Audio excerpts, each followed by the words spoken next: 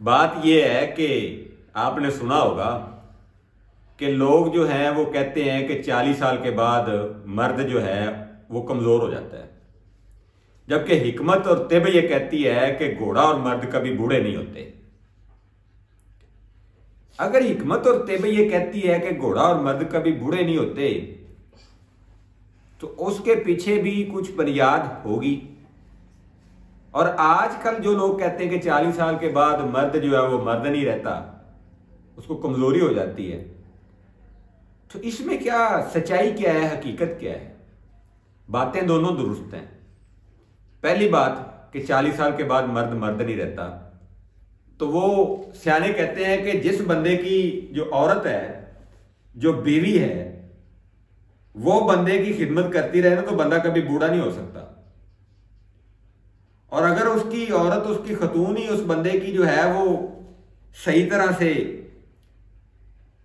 उसको ग़िज़ा ना दे, उसका दिमागी रिलैक्सेशन ना रखे, उसकी सपोर्ट ना करे, तो वो 40 साल के बाद वो मर्द जो है वो नमर्द हो जाएगा।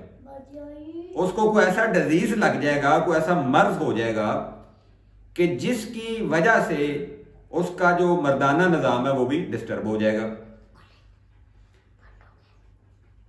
अब ये डिपेंड करता है उस खतून पे, उस बीबी पे, कि वो अपने बंदे को बादशाह बनाना चाहती है या फिर नौकर बनाना चाहती है। एक बात तो ये होगी और ये सच है। और दूसरी बात कि मर्द और घोड़ा कभी बूढ़ा नहीं होता। भाई वो कैसे? वो इस तरह से कि जिस तरह से अगर आपने देखा है कि जितने भी तबीब और हकीम हैं, अल्लाह के फजल से, अल्लाह के करम से उनकी उम्रें 50, 60, 70, 80, 90 साल भी हो जाएं, तो अल्लाह ताला उनको फिट रखता है अपने फजल से, क्योंकि वो हलाल चीज़ें इस्तेमाल करते हैं और अपनी जो खुराक है, अपनी जो ग़िज़ा है, उसको अपने मिजाज के हिसाब से सेट करते हैं। लेकिन डॉक्टर आप देखें, 40 से 45 साल के बाद डॉक्टर आपको बूढ़े नजर आएंगे। क्या वजह? वजह है कि रहने सहने का जो अंदाज, जो तरीका और खुराक और ग़िज़ा जो है, इंसान को जो इमराज लाहक होते हैं ना, उसमें सबसे जो पहली चीज है वो खुराक, यानी आपका डाइजेस्टिव सिस्टम है, निज़ाम। कुछ भी खाएंगे या पिएंगे, अगर आपका मैदा ठीक नहीं है तो ना आपका जिगर ठीक काम करेगा, ना दिल सही काम करेगा, ना दिमाग, और बल्कि आपका पूरा निज़ाम, तमाम बॉडी के जो निज़ाम है वो डिस्टर्ब हो जाएंगे। दूसरे नंबर पर, अगर आपको दिमागी स्ट्रेस, टेंशन या डिप्रेशन या एंजाइटी है, आपको कोई परेशानी है, तो उससे भी क्या होगा, आपका डाइजेस्टिव सिस्टम डिस्टर्ब होगा पहले, उसके बाद उसकी इखलात, और उसके बाद पूरी बॉडी के अंदर जो है उसकी कमजोरियां आ जाएंगी। अल्लाह के फजल से एलोपैथिक में तो इखलात को माना ही नहीं जाता।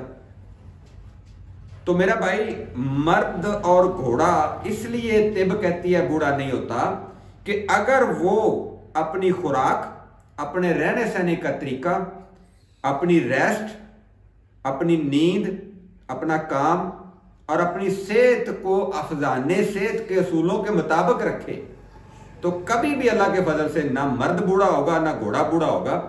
जिंदगी मौत अल्लाह के हाथ में है, अल्लाह के बस में है, वो जब चाहेगी आएगी। लेकिन ये जो बात है ना जी, मर्द और घोड़ा कभी बूढ़ा नहीं होता, वाकई ऐसी बात है। आपने ये मिसाल सुनी होगी कि चने खाने वाले लोग बूढ़े नहीं होते। भाई वाकई नहीं होते, लेकिन वो चने सफेद नहीं होते, वो काले चने होते हैं। अब जो आप होटल पे सुबह नाश्ता करते हो, वो तो सफेद चने पके हुए होते हैं जिनका मिजाज ही सर्द है, खुश्क मिजाज है ही नहीं। चने का मिजाज खुश्क गर्म है, जो काले चने, जो देसी छिलका जिनका मोटा और जिनकी खुशबू आती है।